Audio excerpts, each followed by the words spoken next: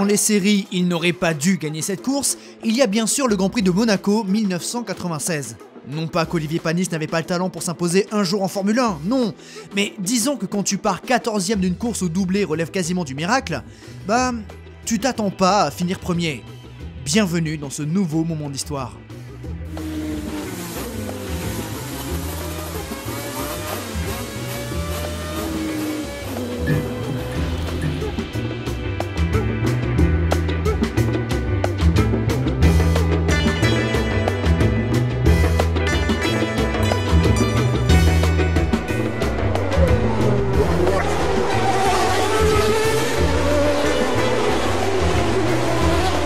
Monaco, c'est le joyau de la couronne, le grand prix que tout le monde veut gagner. Le plus prestigieux et le plus mythique, même si sa cote s'est légèrement dégradée au fil des derniers lustres. L'histoire de cette course est riche en anecdotes et d'histoires folles. Que ce soit par les chevauchées magiques d'Ayrton Senna, recordman de victoires en principauté, par les exploits d'outsiders, par des batailles intenses, par des frayeurs ou par des scénarios rocambolesques. Quand on pense aux éditions mythiques du Grand Prix de Monaco, on peut penser à 1982 et à son final absolument dingue.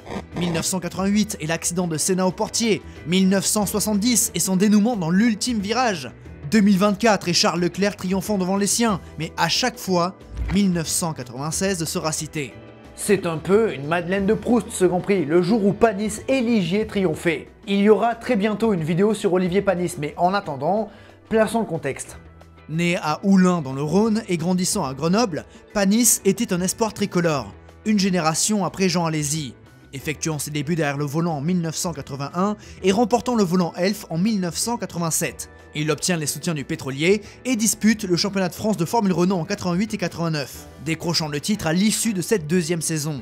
L'ascension d'Olivier est claire, 2 ans en Formule Renault, puis 2 ans en F3 française où il termine vice-champion avant de rejoindre les rangs de la F3000. Toujours soutenu par la filière Elf. Direction l'antichambre de la Formule 1, et il faut dire que sa première saison est un petit peu délicate. Malgré 2 podiums en ouverture et fermeture de championnat, Olivier abandonne souvent, mais il se rattrape en 1993. Avec Dams, il remporte 3 courses au cœur du championnat pour prendre les commandes et décrocher le titre international. Grâce à ses soutiens de Elf et à ses belles performances en formule de promotion, Panis doit passer en Formule 1. Pressenti chez Benetton, il rejoint finalement l'écurie Ligier. Ligier, c'est un nom mythique du sport automobile français, mais lorsque Panis les rejoint en 1994, il faut dire qu'ils sont dans une situation délicate. Ligier est né dans les années 70 par la volonté de Guy, un homme ayant eu 1000 vies, ancien rugbyman jouant même en équipe de France B, chauffeur pour François Mitterrand et pilote automobile. Quelques engagements en Formule 1 et des résultats notables en endurance. La JS1 voit le jour dans les années 70 et avec elle démarre l'aventure Ligier. JS pour Joe Schlesser, grand ami de Guy Ligier, disparu en 1968. Cette équipe française débarque en F1 en 1976 avec des moteurs Matra et Jacques Lafitte. Lafitte, c'est le visage de l'équipe. Avec son numéro 26 et son sponsor Gitane, il est indissociable de Ligier et en 1977, il a décroché la première victoire de l'équipe à l'occasion du Grand Prix de Suède. 2 ans plus tard, Ligier est la meilleure équipe lors du lancement de la saison 79. Désormais avec 2 voitures, la deuxième étant confiée à Patrick Depailler, les Bleus dominent. Victoire en Argentine et au Brésil avec un doublé et un grand chelem à la clé. C'est le début de la période faste de Ligier. Malheureusement, malgré une 3e victoire à Jarama pour l'Auvergnat, ça s'effondre. Ligier n'a pas les moyens de Ferrari, Renault ou Williams et perd du terrain. Malgré tout, Lafitte se maintient et termine 4e du championnat. Ligier est 3e.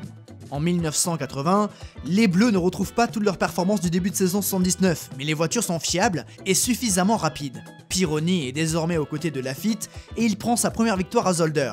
Jacques, lui, s'impose à Hockenheim.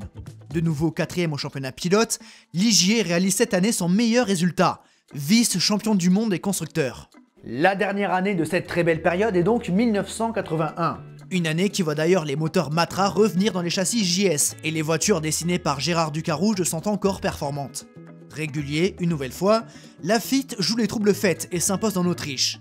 À la lutte pour le titre mondial, Jacko fait taire tout le monde au Canada, avant-dernière épreuve de la saison. Lafitte, il n'aime pas la pluie.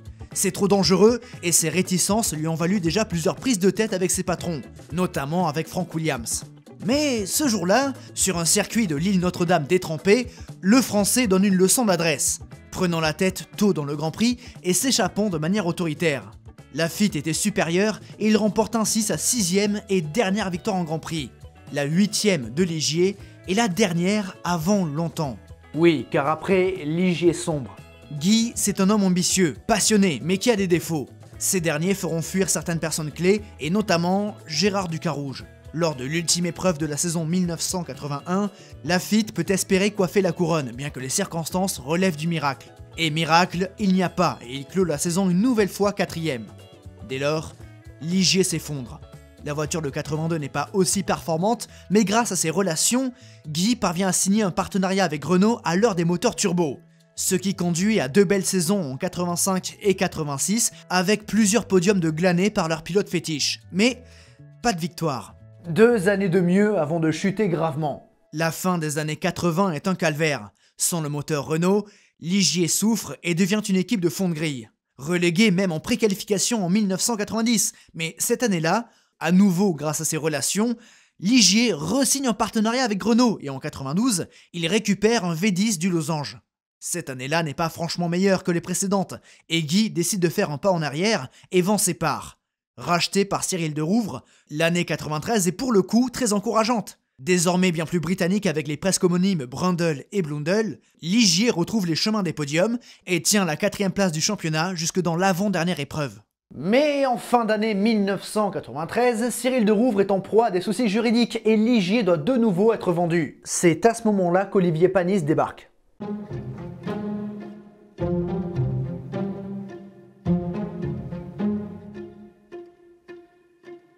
Ligier est donc en vente et il faut croire que ça intéresse beaucoup de monde. Et pas pour Ligier en tant que tel, non, car racheter Ligier voudrait dire mettre la main sur les moteurs Renault, les meilleurs moteurs de la grille. Après un feuilleton durant plusieurs mois, c'est finalement Flavio Briatore qui rachète les Bleus. Le patron de Benetton est donc à la tête de 2 équipes et 1994 sera la dernière année de l'association Ligier-Renault. Mais la belle saison 1993 est bien derrière les Bleus.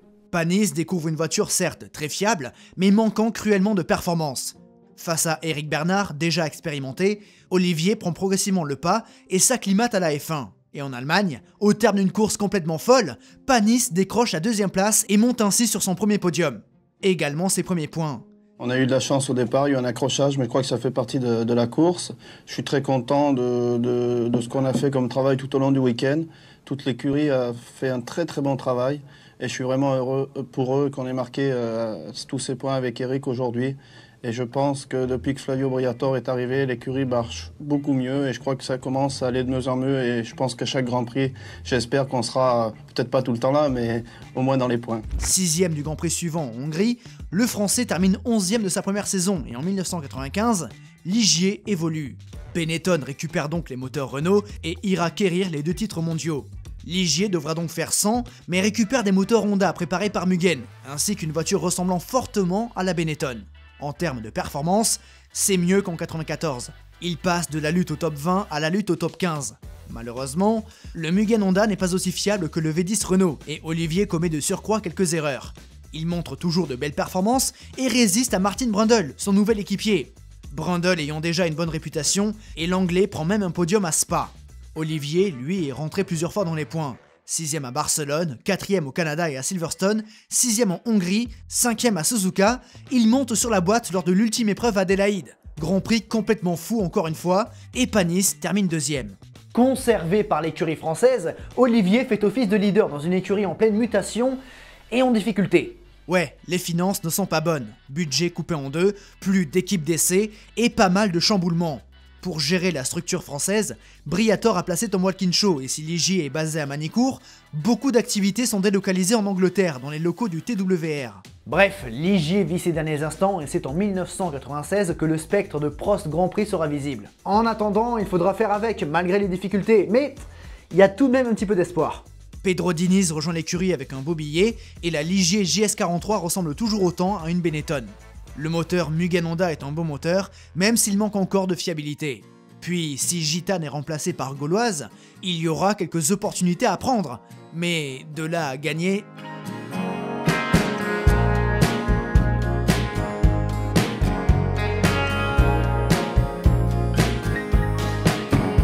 « 1996, c'est l'année de grands changements. La Formule 1 se transforme pour plus de sécurité suite au drame de 94. Beaucoup de changements qui transforment légèrement l'aspect visuel des voitures. Ça se voit surtout sur les protections latérales du cockpit.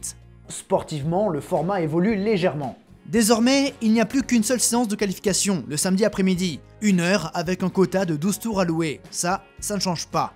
Puis, bien que mineur, c'est en 1996 que le format des numéros change, et les équipes prennent ainsi l'ordre du classement constructeur de l'année précédente. Côté pilote, cette année marque de gros changements. Le plus important étant le transfert de Michael Schumacher, tout fraîchement double champion du monde, de Benetton à Ferrari. Il est rejoint par Eddie Irvine, ex-pensionnaire de Jordan. On va faire le tour de la grille, vous allez voir, ça va nous servir après. Ferrari est donc en pleine reconstruction avec Jean Todt à sa tête, et Michael le sait, ce n'est pas en 96 qu'il décrochera son 3e titre mondial. En effet, les favoris sont maintenant Williams-Renault. Après une campagne décevante en 95, Damon Hill doit se ressaisir et il accueille le débutant Jacques Villeneuve. 2 fils de noms prestigieux en Formule 1 réunis dans la même équipe. En face, Benetton-Renault semble être les principaux challengers et récupère la paire de pilotes Ferrari de ces 3 dernières saisons, Alesi et Berger. Si l'Avignonnais est ambitieux en récupérant la voiture championne du monde, Berger est plus mesuré. À 37 ans, il revient dans l'écurie qu'il a révélée 10 ans plus tôt. Parmi les outsiders, il y a McLaren, vivant une période difficile depuis le départ de Senna et même depuis le départ de Honda fin 92.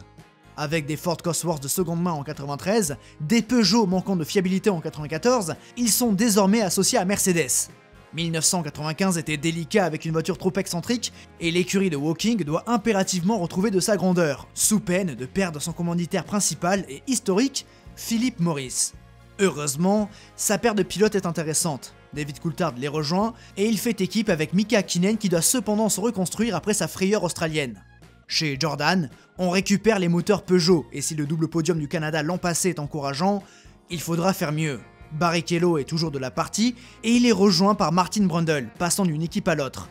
90 et 91 avec Brabham, 92 chez Benetton, 93 chez Ligier, 94 chez McLaren, 95 à nouveau chez Ligier et maintenant 96 chez Jordan.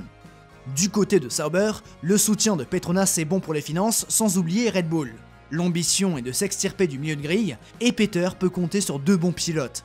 Johnny Herbert devant se relancer après une saison difficile chez Benetton et Heinz Harald Frentzen, pilote ayant la cote. Enfin, en fond de grille, on retrouve Arrows. Dans la panade financière et sportive, peu d'espoir pour cette écurie. Jos Verstappen fait office de leader et il est accompagné de Ricardo Rosset. Chez Tyrrell, il n'y a guère plus d'espoir avec un faiblard moteur Yamaha. Mika Salo est cependant une valeur sûre et Ukyo Katayama fera de son mieux. 2 dernières équipes, 2 petites italiennes. D'abord, Minardi dont le budget est très serré. Pedro Lamy est toujours de la partie et Giancarlo Fisichella va faire ses débuts. Un bon point pour le patron éponyme. Et enfin, ultime équipe, Forti. Encore moins de budget et sans Pedro Diniz, ce sera difficile. Luca Badoer et Andrea Montermini essaieront d'entrer dans les 107% en qualif. Ce sont donc ces 22 pilotes qui prendront part au Grand Prix de Monaco. Alors, gardons cette liste, elle nous servira. En attendant, le début de saison confirme la bonne forme des Williams. Les voitures d'Adrian Newey remportent toutes les courses de ce début de championnat, et si Villeneuve surprend positivement à Melbourne, Damon prend l'ascendant. Le Québécois s'impose tout de même au Nürburgring. Derrière, les Benetton n'ont pas les armes pour répliquer et se voient même menacés par la Ferrari de Schumacher, prenant 3 podiums avant Monaco. Chez Ligier, c'est le milieu de grille. Panis fait de son mieux et accroche tout de même le point de la 6ème place à Interlagos, mais surtout, chez les Bleus, ce début de saison 96 est agité. Tom Walkinshaw s'en va et prend les rênes d'Arrows. En fait, Ligier est au cœur d'un élan patriotique où l'État s'en mêle. Le projet d'une écurie France qui deviendra donc Prost Grand Prix. Ce qui fait que dans l'immédiat, Ligier doit se restructurer et ne peut plus compter sur le TWR, ce qui signe également le départ de quelques ingénieurs, dont le directeur technique Franck Derny. C'est donc dans ce contexte qu'un certain André de Cortance vient prêter main forte aux Bleus. Bref, l'environnement n'est pas sain pour Ligier et avant Monaco, Panis abandonne à 2 reprises. Vous l'avez compris, la cote d'une victoire Panis et Ligier est très élevée.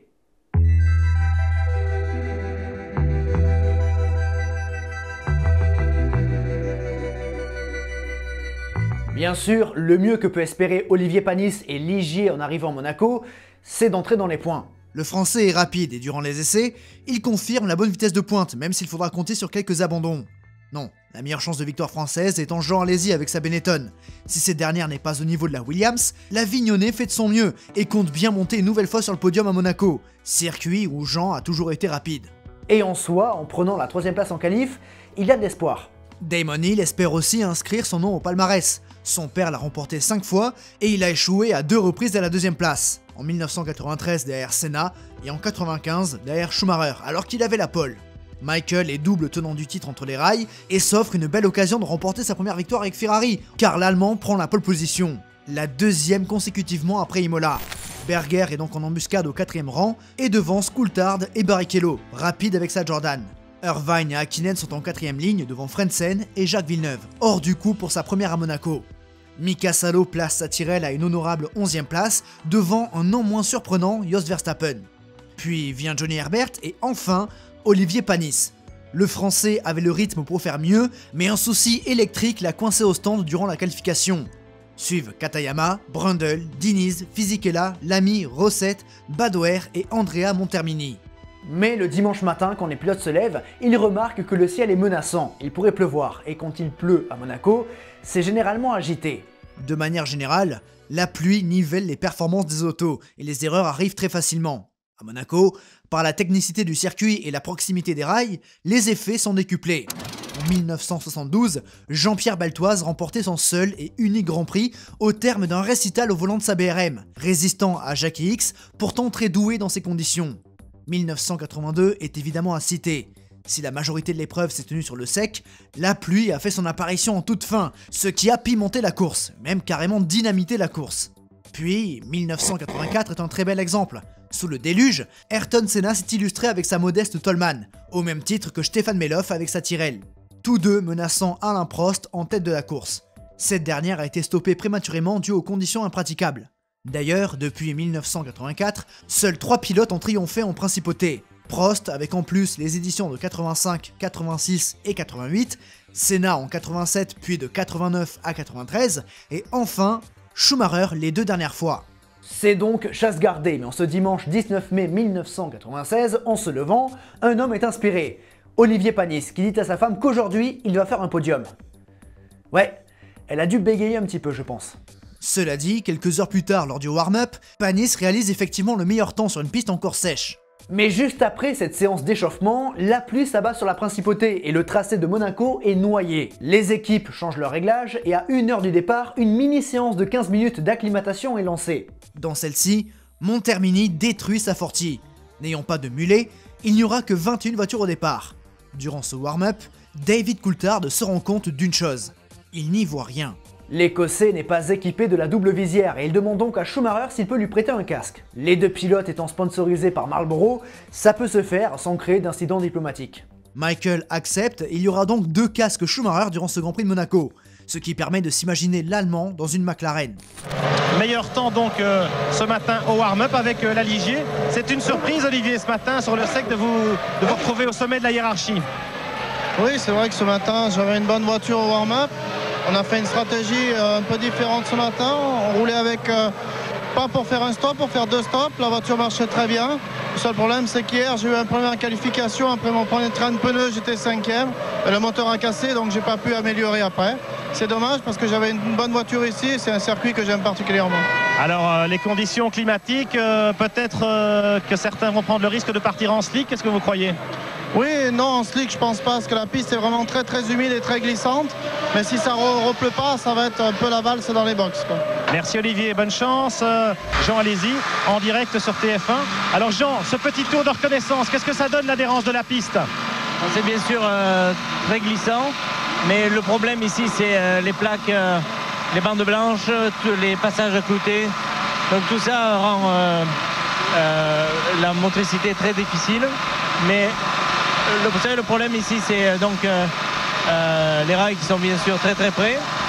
Il n'y a pas de gravier. Donc on va essayer de passer à travers les pièges. Bonne chance Jean, à tout à l'heure. Sur la grille, à quelques minutes du départ, la pluie s'est arrêtée mais le circuit est encore détrempé. Tout le monde choisit des pneus rainurés, sauf un, Jos Verstappen qui tente le pari fou de partir en slick. Autre pari fou, celui d'Olivier Panis. Monaco est un circuit court où la vitesse moyenne est lente, la plus lente de la saison. L'épreuve ne fait plus 100 tours comme jadis et ne fait donc plus 300 km, mais 259. 40 bornes de moins, c'est pas négligeable. Donc en soi, à Monaco, les voitures utilisent moins d'essence et avec la pluie, la consommation diminue encore davantage. Depuis 1994, les ravitaillements ont été réintroduits, ce qui fait que les réservoirs sont plus petits qu'à l'époque. Au total, pour boucler un Grand Prix, les voitures brûlent environ 180 kg de carburant, mais là, ce sera moindre. Et chez Ligier, les ingénieurs calculent que si au moins 26 tours sont couverts sur piste humide, il serait possible de ne pas ravitailler. Donc de précieuses secondes de gagner. C'est risqué, mais quand tu pars de la 14e place, t'as pas grand chose à perdre. Alors chez les Bleus, on fait le plein de carburant et on croise les doigts. J'aurais aimé trouver la capacité exacte du réservoir de la GS43, mais j'ai pas trouvé. Du coup, on est à peu près aux alentours de 100 kg. Mais bon, pour que ce pari fonctionne, il faudra éviter les pièges et à 14h30, le départ du Grand Prix de Monaco est donné et le premier tour va être particulièrement agité. Les pilotes sont sur des œufs à l'approche de Saint-Dévote et autour de la 10e place, Villeneuve attaque à l'intérieur. À 3 de front, ça ne passe pas et Verstappen reste sur le carreau. Ça valait le coup de partir en slick. Notez qu'en tête, c'est l'inverse de 95. Damon Hill a pris le dessus sur Schumacher, mais toujours dans ce premier tour, l'Allemand commet une erreur rare. À Mirabeau bas, la Ferrari escalade le trottoir et part dans le mur. Michael Schumacher abandonne. Alesi et Berger montent au 2e et 3e rang. Puis, à la rascasse, c'est Barrichello qui part au tas. Sans oublier que derrière, Lamy et Fisichella sont accrochés et les deux Minardi abandonnent. Au terme de ce premier tour, nous avons donc 5 pilotes d'éliminés. La Battle Royale est lancée. Panis pointe au 12e rang après cette première boucle. Les pilotes prennent leur marque, mais l'adhérence est précaire. Irvine se fait une frayeur à la chicane et Frentzen le touche légèrement. 3e tour, Katayama est piégé au bureau de tabac. Nouvel abandon. Et au suivant, Ricardo Rosset tape à la rascasse. Devant, Damon Hill navigue sur un bon rythme. Derrière, les Benetton sont isolés tandis qu'Irvine fait le bouchon. Frentzen et Coulthard klaxonnent.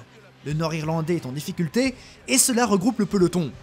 Nouvel abandon au 6e tour et c'est une Ligier. Pedro Diniz part en tête à queue et cale. Ils ne sont plus que 13. 2 tours plus tard, dans la montée de Beau Rivage, l'autre Ligier déborde Martin Brundle et grimpe au 11e rang. En attendant, il est dans le groupe Irvine et ça aura son importance plus tard. Au 10e tour, Gerhard Berger nous quitte, mais à cause d'un ennui mécanique. Boîte de vitesse cassée, l'Autrichien renonce. En 10 tours, la moitié du plateau a été éliminée. Il en reste 70. Ouais, mais avec la piste humide, les chronos sont plus lents et la course ne devrait donc pas aller à son terme, on devrait atteindre les 2 heures maximales de course. Ce qui est bon pour Panis et son pari. Bref, pendant quelques tours, les positions sont figées, mais dans les équipes, on scrute le ciel. La piste sèche, le vent se lève, et il faut commencer à penser au slick. Le groupe Irvine éclate, et Villeneuve marque le pas tandis que Frentzen est toujours plus pressant. Mais l'Allemand finit par endommager son aileron. Il doit donc anticiper son arrêt, mais c'est trop tôt pour passer en slick, et HHF perd gros. Derrière, Panis se défait de Mika Häkkinen. Le rythme du français est très bon et il oublie le finlandais. Il est déjà dans la roue d'Herbert, tandis que Villeneuve raccroche David Coulthard. Avançant jusqu'au 28e tour où Damon Hill plonge au stand pour ce qui doit être son unique arrêt. Impérial depuis le début de l'épreuve, l'Anglais compte bien rejoindre son père au panthéon de cette course. L'arrêt ravitaillement se passe bien et Damon repart en slick. Jean Alesi prend les commandes de l'épreuve. Mais derrière, ça s'excite. Irvine, Panis et Brundle entrent au tour suivant. C'est maintenant que le pari Ligier doit payer. Le ravitailleur est tout de même couplé à la voiture, mais seule une petite quantité d'essence est déversée. C'est donc un arrêt rapide et de précieuses secondes de grappiller. Et puis, surtout, le timing de l'arrêt est très bon. Olivier ressort avec une piste libre et peut enfin exploiter le rythme de sa Ligier. Bon, c'est hors caméra et on voit Hill dépasser Alesi pour reprendre la tête. L'Avignonnais s'arrêtera à la fin du tour. Mauvaise stratégie chez Benetton, mais heureusement, ils ont suffisamment d'avance. Bref, dans le même temps, Villeneuve, Häkkinen et Salo s'arrêtent, mais ils ressortent tous derrière Panis. Et au tour suivant, Coulthard et Herbert passent au stand et ressortent eux aussi derrière la Ligier. Olivier a donc gagné 4 positions avec cet arrêt au stand. Les Bleus l'ont fait au bon moment car effectivement, les slicks sont bien plus rapides. Le voici 4e derrière Irvine. En revanche, pour Brundle, ça s'arrête là. Les deux Jordan sont éliminés. À ce moment-là, on prend conscience de la belle course de Panis et le Français marque le coup avec le meilleur tour en course. Tour après tour, le Français améliore et confirme que son rythme du warm-up était bien réel. Il tourne 4 secondes plus vite que Damon Hill et fond sur Eddie Irvine. Olivier Panis donne une leçon de pilotage. Il est en feu et au 34e tour, il est dans la boîte de la Ferrari et lui conteste le podium. Maintenant, pour doubler, ce sera difficile. La piste sèche, mais elle reste piégeuse hors trajectoire. Sans oublier qu'on est à Monaco. Au 35e tour, Olivier hésite à attaquer aux Loves. Irvine ouvre beaucoup sa trajectoire et le Français sent qu'il y a quelque chose à faire. Et un tour plus tard, il tente sa chance. Une manœuvre couillue et les deux voitures se touchent. La Ferrari est dans le rail. Irvine perd beaucoup de temps mais peut repartir. Aujourd'hui, ça aurait valu 5 voire 10 secondes de pénalité, mais à l'époque, c'était let them race. Après, c'est Monaco, faut y aller. Chez Ligier, on s'inquiète de l'état de la voiture, mais tout va bien. Tout réussit à Panis qui est maintenant sur le podium du Grand Prix de Monaco. Finalement, il n'était peut-être pas si fou que ça. Cette manœuvre est donc cruciale. Entre ça et l'arrêt au stand et aussi son rythme impressionnant, Panis s'est ouvert la voie, mais le Grand Prix n'est pas fini. On l'avait oublié tellement il était facile en tête, mais Damon Hill connaît un problème. Son voyant moteur clignote et au 41e tour, à la sortie du tunnel, son V10 Renault rend l'âme. Terrible pour Damon qui garde sa Williams dans l'échappatoire. Hill est terriblement déçu. Il ne gagnera jamais Monaco. Mais avec cet abandon, les deux Français se retrouvent aux 2 premières places. Moins d'1 an après sa première victoire au Canada, quelques mois après sa leçon de Suzuka, Jean Alesi a une chance de pouvoir remporter son 2e Grand Prix en carrière. Et franchement, ça ne serait pas volé. Mais il reste encore beaucoup de temps avant la fin de la course. On ne devrait pas aller au terme des 78 tours, on devra atteindre la limite des 2 heures, il reste encore 45 minutes. Panis nous rassure en reprenant le meilleur tour en course, mais Coulthard est maintenant assez proche de lui. Il faut maintenant tenir et espérer que son moteur Mugen ne le laisse pas tomber. Et espérer que les calculs sur la consommation soient bons. Devant, Alesi hausse le rythme et s'empare du record du tour. Il mène par 34 secondes devant son compatriote et ainsi, il peut se permettre d'effectuer un nouvel arrêt. Au 54e tour, l'Avignonnais plonge au stand chaussé de nouveaux pneus. Il conserve logiquement les commandes. C'est alors que la malchance de Jean frappe à nouveau. Au 59e tour, Alesi réalise un chrono en 1:25.205, ce qui sera le record de l'épreuve. Mais au 60e, Jean sent un problème à l'arrière droit. Terrible, et il entre au stand en catastrophe. Benetton examine la voiture et relâche le Français. Beaucoup de temps perdu, et Jean n'est plus le leader du Grand Prix. Et ça ne s'arrête pas là pour Alesi. Il y a effectivement un problème, et le Français entre au stand au tour suivant pour abandonner. Éternel malchanceux. La déception sur le visage de Jean est terrible. Mais les malheurs des uns font le bonheur des autres, et c'est donc Olivier Panis qui hérite des commandes de la course. Il partait 14e, putain. Mais il reste encore du chemin à faire, et Coulthard n'est pas loin. Derrière, les mésaventures continuent, et Villeneuve s'accroche avec Badoer à Mirabeau. L'Italien comptait plusieurs tours de retard. Les 2 hommes abandonnent, il ne reste plus que 7 pilotes encore en course. Et ce n'est pas fini. Irvine part à la faute sur le même trottoir que son équipier, mais lorsqu'il redémarre, Salo s'empale dans la Ferrari et Hakkinen dans la Tyrrell. Ils ne sont plus que 4 et il reste moins de 5 minutes. En tête, Panis tient bon, mais il y a des inquiétudes sur la consommation. C'est très limite et ça va se jouer au tour près. C'est alors que la pluie refait son apparition et le rythme de course diminue légèrement. Voilà qui sauve probablement Panis. Il peut économiser naturellement ses dernières gouttes de carburant, mais il ne doit surtout pas commettre l'irréparable. Coulthard n'attend que ça. Il reste 35 secondes quand il entame le 75e et donc le dernier tour de course. Au terme de ce dernier, Frentzen rentre au stand et seuls 3 pilotes boucleront le Grand Prix. Panis est dans ses derniers mètres de course, mais en ce jour historique, rien ne pouvait lui arriver. Avec un très bon rythme, une très bonne stratégie et de l'audace, Olivier Panis remporte le Grand Prix de Monaco 1996, sa seule et unique victoire en Grand Prix. La 9e et dernière de Ligier qui n'avait plus gagné depuis Jacques Lafitte au Canada en 1981. Ce dernier est d'ailleurs sur le muret des stands et saute de joie comme tous les membres de cette écurie française. Ils partaient 14e, ils ont gagné le Grand Prix. C'est historique.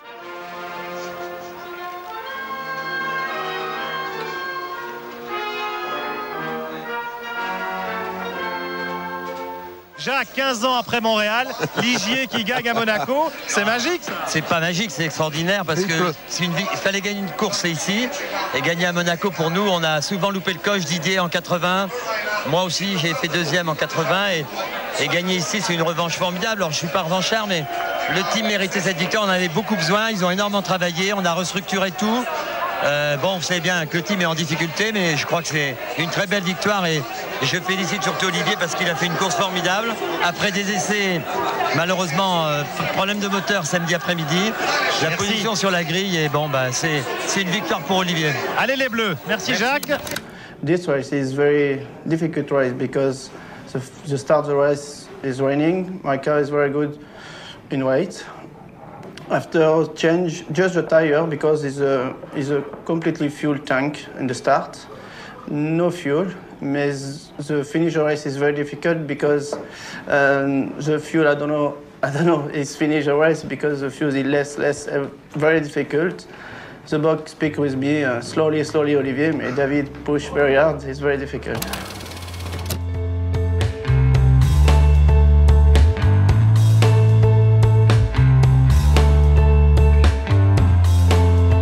Bien sûr, on a une pensée pour les héros malheureux de cette épreuve.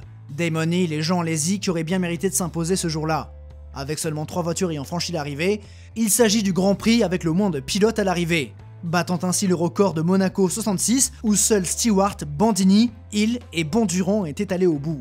Il se passe toujours quelque chose à Monaco, toujours. Pour beaucoup, la victoire de Panis n'est que chanceuse. Si effectivement il a profité d'abandons notables comme Schumacher, Berger, Hill et Alesi, il faut tout de même noter la prise de risque du Français et de son équipe.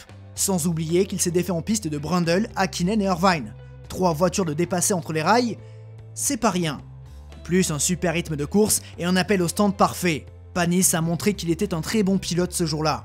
Durant sa carrière, Panis n'a jamais eu de voiture capable de s'imposer. Seulement une autre entrée dans les points avec une 5e place en Hongrie, il prouvera encore sa valeur en 97 avec Prost. Prenant ses 4e et 5e podiums et pointant au 3e rang du championnat du monde avant sa grave blessure du Canada. Un coup d'arrêt? Bien sûr, ça n'arrive jamais au bon moment, mais surtout, en 98 et 99, les Prost étaient nulle part. Panis croyait en ce projet, mais il s'est finalement enlisé. Il fera donc un choix fort en 2000, en rejoignant McLaren en tant que pilote essayeur. À Woking, Panis se refait une santé et réalise un très bon travail, ce qui lui permet de retrouver un volant en 2001 avec Barre. Mais le Français a cruellement manqué de timing. La barre n'était pas bonne et il quitte l'équipe en 2003 pour Toyota. En 2004, Button et Sato montaient sur plusieurs podiums. Avec Toyota, Panis contribuera au développement de cette équipe, mais le constructeur japonais n'arrivera jamais à concrétiser. En 2004, après 158 Grands Prix, Olivier Panis tire sa révérence. Toujours réserviste pour Toyota en 2005, il observe son successeur Trulli prendre quelques podiums. Le timing. À côté, Alesi n'a jamais remporté de 2e Grand Prix et l'Avignonnais s'est retiré en 2001. Panis était donc le seul représentant tricolore et en 2005, il n'y avait plus de pilote français sur la grille. Montani assura l'intérim chez Super Aguri en 2006 pour 7 Grands Prix avant que Bourdet ne débarque chez Toro Rosso en 2008. Mais pas l'ombre d'une victoire jusque dans les années 2010 et Romain Grosjean. Avec sa Lotus, il aurait pu s'imposer. Valencia 2012 ou Nürburgring 2013 étaient certainement ses plus belles occasions. Jean-Éric Vergne aurait pu avoir une meilleure carrière également. Charles Pic n'avait pas les armes pour se montrer, mais il y avait Jules Bianchi, sûrement le meilleur espoir depuis bien longtemps. L'étoffe d'un champion? Certainement, mais la course l'emportera. Puis, il y a eu Ocon et Gasly. En 2019, Pierre est passé chez Red Bull et pour la première fois depuis Jean Alesi en 97, un Français était dans un top team. Mais ça s'est mal passé. Année après année, on rappelait à Panis qu'il était le dernier vainqueur français. Mais 24 ans, 3 mois et 18 jours après Monaco 1996, la Marseillaise a de nouveau retenti sur un podium de Formule 1, à l'occasion du Grand Prix d'Italie et de son scénario fou où Pierre Gasly est devenu vainqueur de Grand Prix. Et quelques mois plus tard, à peine, Ocon triomphait avec une voiture française sur le Hungaroring. À quand la prochaine ?